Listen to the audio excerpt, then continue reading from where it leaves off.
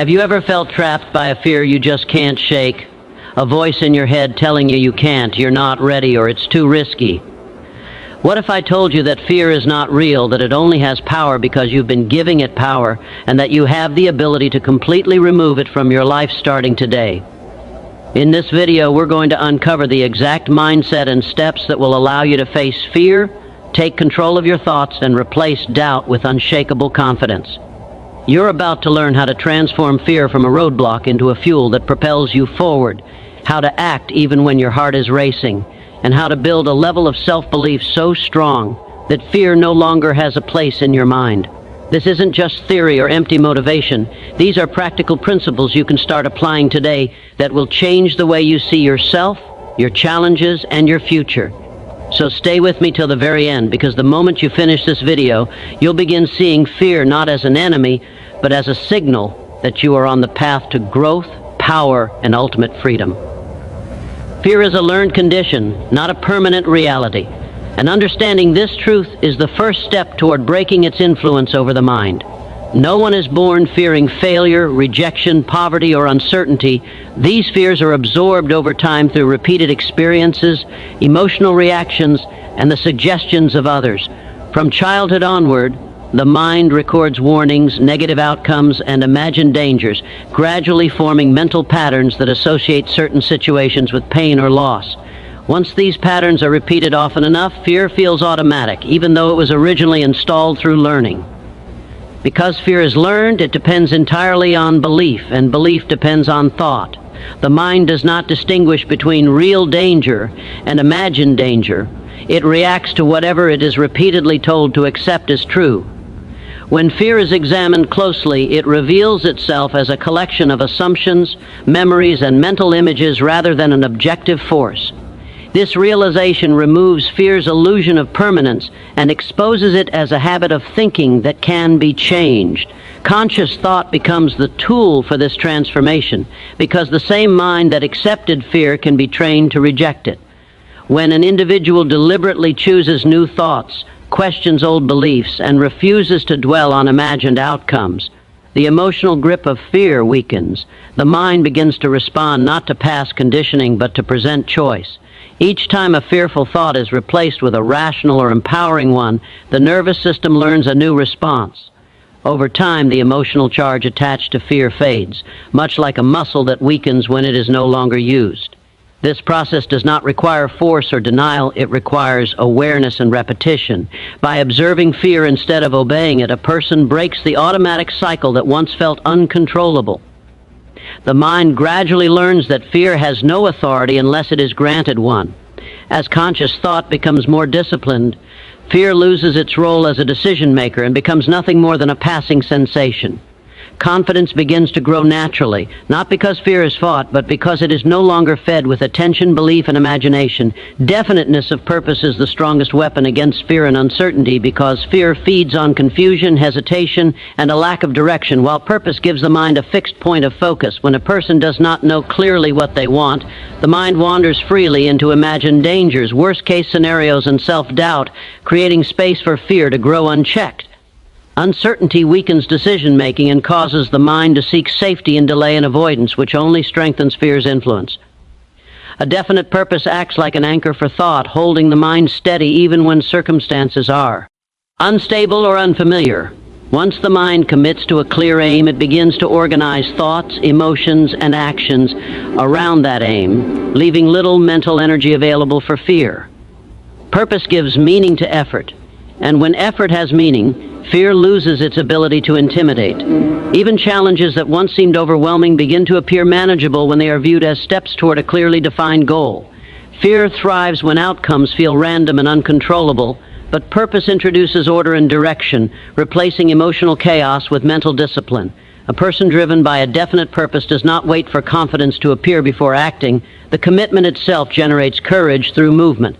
Each action taken in alignment with purpose reinforces self-trust and weakens fear's authority. The mind begins to associate action with progress rather than danger, retraining emotional responses at a deep level. Purpose also creates resilience because setbacks are no longer interpreted as personal failures but as temporary feedback along the path.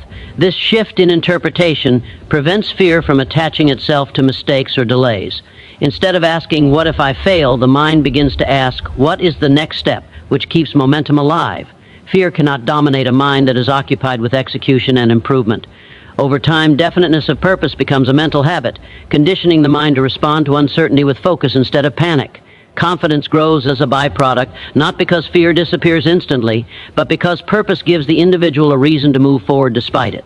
The stronger the commitment to a clear objective, the weaker fear becomes, until it no longer controls decisions, behavior, or self-image.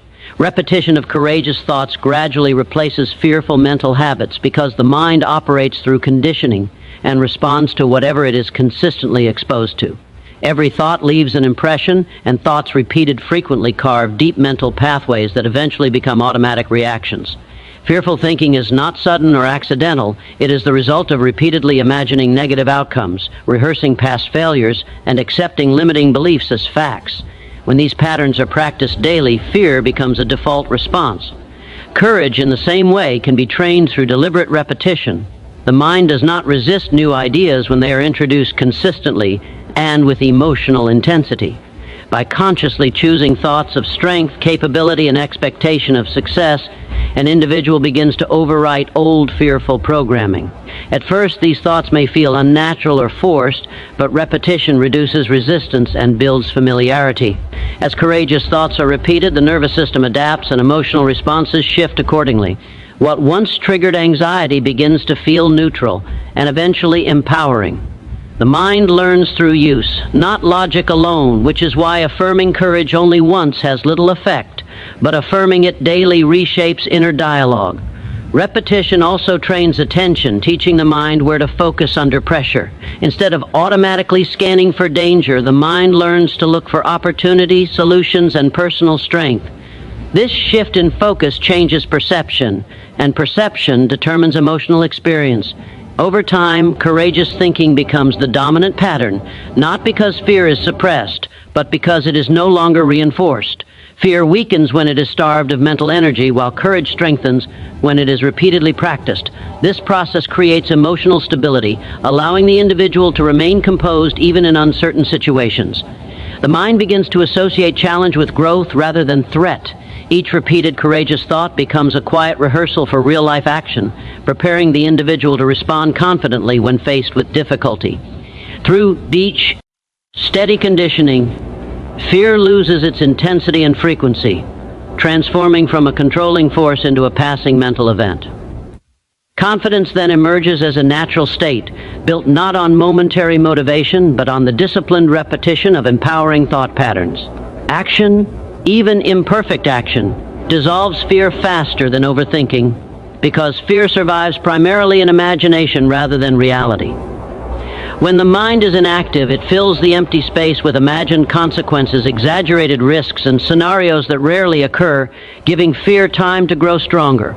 Overthinking creates the illusion of preparation while actually reinforcing hesitation, teaching the mind to associate delay with safety. Action interrupts this cycle immediately by shifting attention from imagined outcomes to real-world engagement.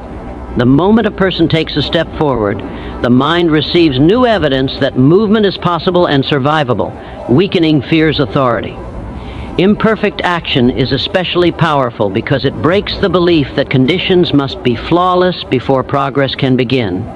Fear often disguises itself as the desire to be ready, perfect, or fully confident, but confidence is not a prerequisite for action, it is a result of it. Each small action creates momentum, and momentum reduces emotional resistance. The body and mind learn through experience, not contemplation, and experience reshapes perception. When action is taken, feedback replaces fantasy, and reality is almost always less threatening than imagined danger. This direct exposure retrains emotional responses, teaching the nervous system that discomfort does not equal harm. Fear loses its intensity when it is confronted in manageable steps because the mind realizes that survival and growth can coexist. Action also builds self-trust, which is the opposite of fear.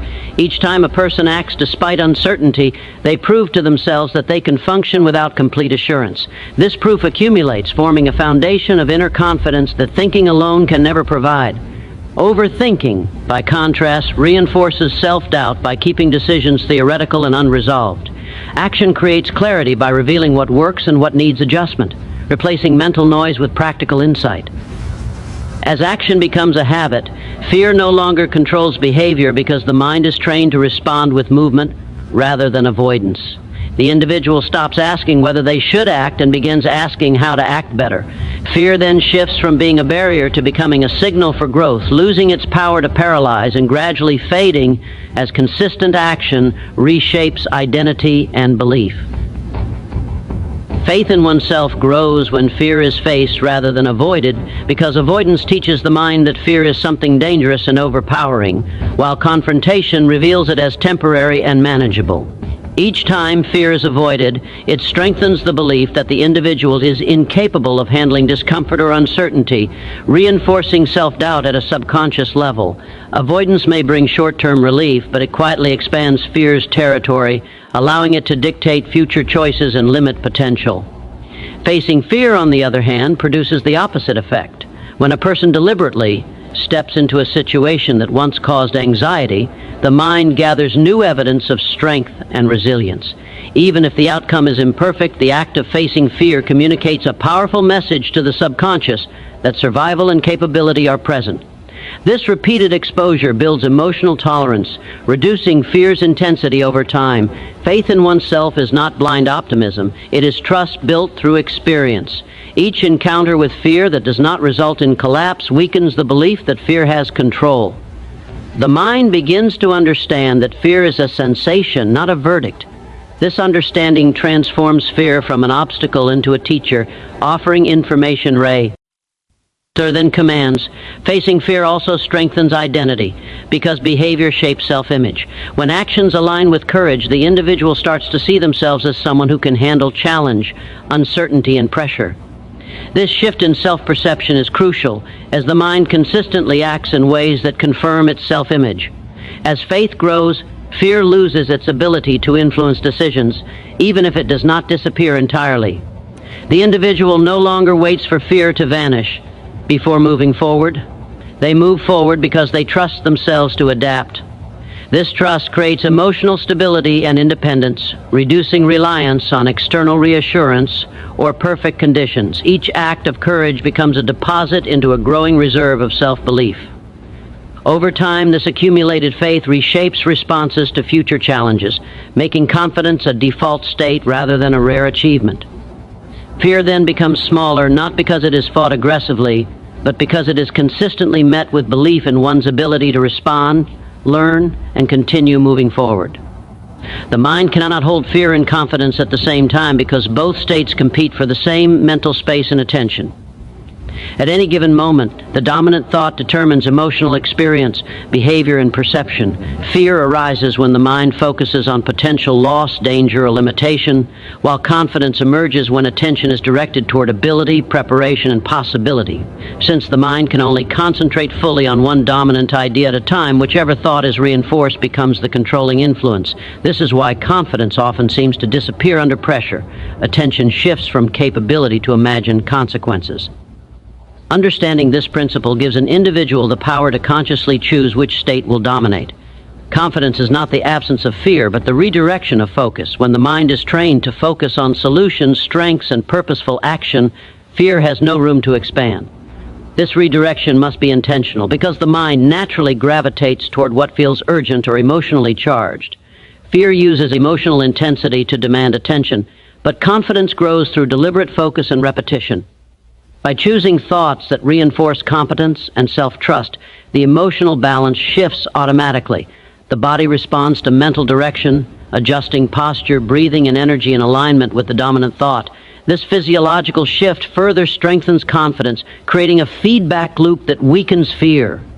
When confidence becomes habitual, fear may still appear, but it no longer takes control of decision-making.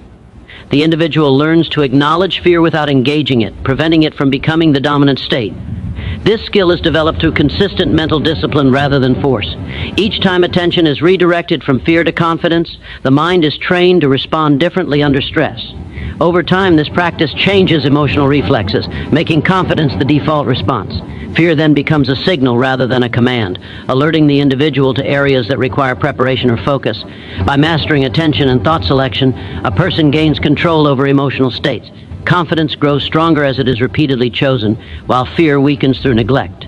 This mental dominance determines outcomes, shaping behavior, resilience, and self-image, and allowing confidence to consistently replace fear as the guiding influence in challenging situations.